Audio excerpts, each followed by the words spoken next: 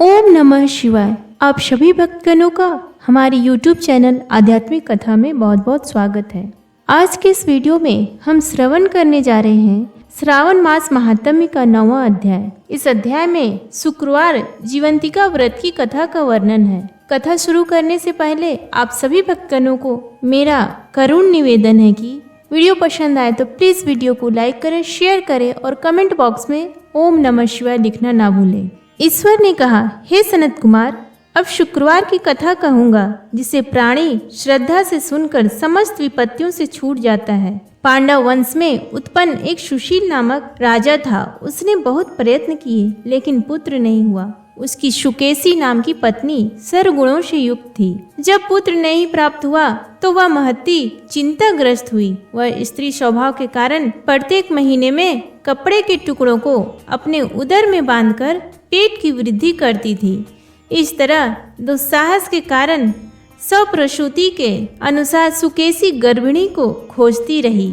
प्रारंभ से पुरोहित की पत्नी को उसने देखा। उस समय वह गर्भिणी थी। कपटी राजा की पत्नी ने प्रसव समय में दाई के कार्य करने वाली अन्य किसी स्त्री को इस काम के लिए नियुक्त किया। उस सूतिका को एकांत में बहुत धन दिया तथा अपने गर्भ के अनुकरण की सारी बातें कह सुनाई। राजा ने इधर अपनी पत्नी रानी को गर्भवती जानकर पुंसवन तथा सीमंतोन्नयन बड़े प्रसन्न मन से किया। पुरोहित की पत्नी का प्रसव का समय नजदीक आया। यह सुन उसी तरह रानी ने भी वचन रूपी कार्य किया। पुरोहित की स्त्री गर्भवती थी, प्रसूति की बात जानती नहीं थी, अतः दाई की वाणी का पालन करती थी। पुरोहित की स्त्री ने प्रवंचना करने के लिए दाई ने उसके नेत्र बांध दिए। उत्पन्न हुए पुत्र को किसी के द्वारा राजमहिषी के समीप भिजवाया। इस प्रकार राजमहिषी के समीप पुत्र का जाना कोई नहीं जान सका। रानी ने पुत्र ग्रहण कर कहा कि मुझे लड़का हुआ है और सब जगह खबर कर दी। इधर दाई ने पुरोहित पत्नी के नेत्र बंधन खोले। वह अपने साथ मांस की एक पिंडी लाई थी। पुरोहित पत्नी को उसी को दिखाया तथा विस्मय और खेद युक्त वाणी को भी प्रसूतिका आप ही कहने लगी, यह अनिष्ट हुआ है, पतिदेव से कहकर इसकी शांति करवाना। पुत्र नहीं हुआ तो न सही, परंतु आप भाग्य से जीती रहो। पुरोहित पत्नी को प्रसव स्पर्श चिंता हुई। क्या इसने कपट किया? यूं संदिग्धा अवस्था में थी। ईश्वर ने सनत कुमार से कहा, राजा ने पुत्र की उत्पत्ति सुनी तो जात कर्म संस्कार आदि करके ब्राह्मणों को गज, अश्व, रथ आदि दान दिया। जो कैदी जेल खाने में थे उन्हें प्रसन्नता पूर्वक छोड़कर सूतकांत में नामकरण आदि संस्कार किए। राजा ने पुत्र का प्रियव्रत यह नाम रखा। श्रावण महीने के आ जाने पर पुरोहित पत्नी ने शुक्रवार के दिन भक्ति द्वारा जीवंतिका का अर्चन किया। दीवार में बहुत लड़कों के सहित जीवंतिका मूर्ति लिखवाकर पुष्पमाला से अर्चन कर 5 दीपक जलाए। गेहूं के पिसान के दीपक बनाकर उनमें दीपक जलाती तथा आप भी गेहूं के पिसान के दीपक को घृत में पकाकर भोजन किया। अक्षत फेंक कर कहा, जहाँ भी मेरा लड़का हो, हे करुणानिधि, हे जीवंती, उसे रक्षित रखना। यूं प्रार्थना कर कथा श्रवण कर यथा विधि नमस्कार किया। जीवंतिका के प्रसाद से बालक दीर्घायु हुआ। उस रोज से जीवंतिका देवी उस पुत्र के मातृ गौरव से रात दिन रक्षा करने लगी। यूं कुछ काल बीतने पर राजा मर गए। पितृभक्त पुत्र ने पिता की पारलौकिक क्रिया की।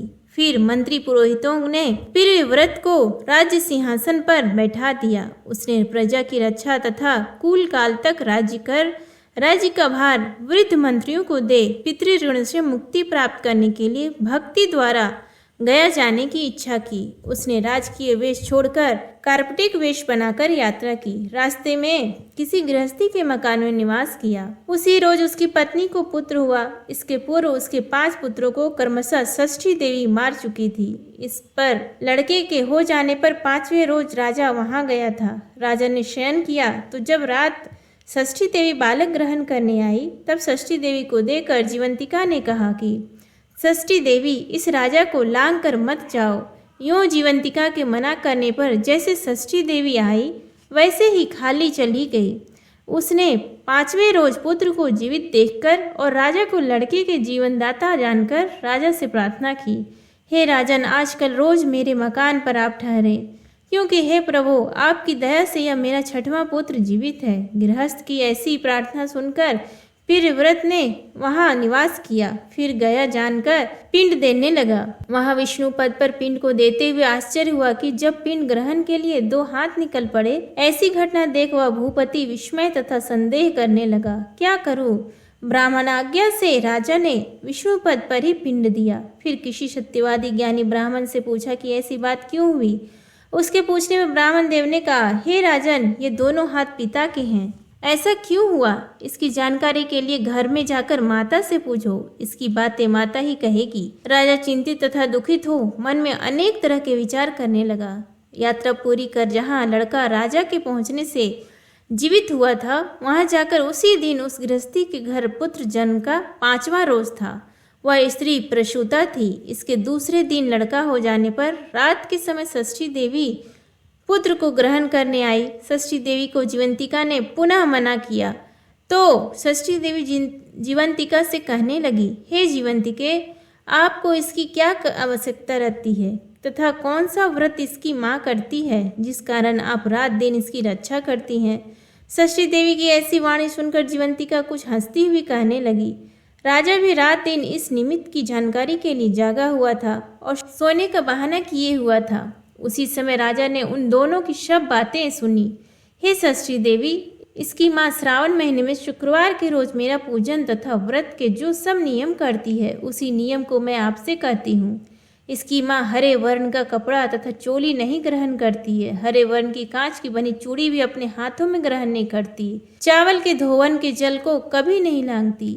हरे पल्लव के मंडप के नीचे नहीं जाती। हरे वर्ण का हो जाने से करेला का साग नहीं खाती।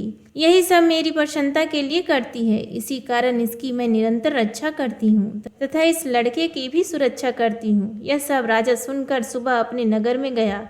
स्वागतार्थ वहां राजा के नगर निवासी तथा देशवासी प्राणी आए। राजा ने माता से पूछा, हे माता, आप जीवंतिका व्रत करती हैं तो उसकी क्या विधि है? राजा के पूछने पर माँ ने कहा, जीवंतिका व्रत मैं नहीं जानती। राजा ने गया यात्रा के फल प्राप्त्यार्थ ब्राह्मणों तथा सुवासिनी को भोजन कराने की अभिलाषा प्रकट कर उन सुवासिनी ब्राह्मणियों के यहाँ हरे वस्त्र, हरी चोली और हरे कांच के कंगन आदि परीक्षार्थ भिजवाए। दूत ने यहाँ यह कहकर कहा कि आप सब राजा के घर में भोजनार्थ आवे।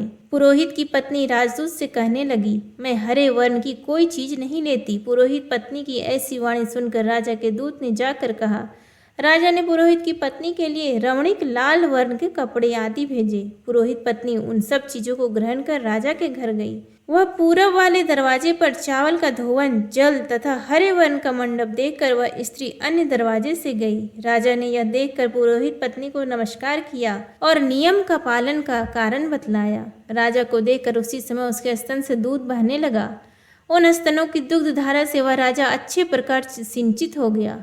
गया जी में 2 हाथ निकलने से तथा रास्ते में गृहस्थी के यहाँ देवी से बातचीत और स्तनों से दूध बहने मात्र से राजा को विश्वास हो गया कि यह मेरी माँ है। राजा ने गिरह में रक्षा करने वाली माँ के समीप जाकर बड़े विनय से पूछा, हे माता, भय मत करो, मेरे जन्म समय की ठीक बात कहो। राजा के जन्म समय की बात सुकेशिनी ने तथ्य रूप से कह दी। राजा ने इससे प्रसन्न हो अपनी जन्म देने वाली माँ बाप को नमस्कार किया और संपत्ति देकर बढ़ाया। इससे दोनों बड़े आनंदित हुए। एक दिन रात में जीवंतिका ने प्रार्थना की कि हे जीवंतिका, मेरे जन्म देने वाले पिता हैं तो गया में 2 हाथ क्यों निकले? उसी स्वप्न में देवी ने संशय का नाश कर देने वाली वाणी कही, हे राजन, मैंने तुझे केवल विश्वास दिलाने के लिए ऐसी माया की थी, इसमें संदेह मत करो। शिव ने सनत कुमार से कहा, हे सनत कुमार, यह श्रावण महीने के शुक्रवार व्रत के सारे महात्म्य को कहा है। इस व्रत को करने मात्र से प्राणी सब इच्छाओं को प्राप्त कर लेता है। प्रेम से बोलिए भगवान शिव शंकर की जय। उम्मीद करती हूँ आपको आज का ये वीडियो पसंद आए तो प्लीज़ वीडियो को लाइक करें, शेयर करें और चैनल को सब्सक्राइब करना ना भूलें। धन्यवाद।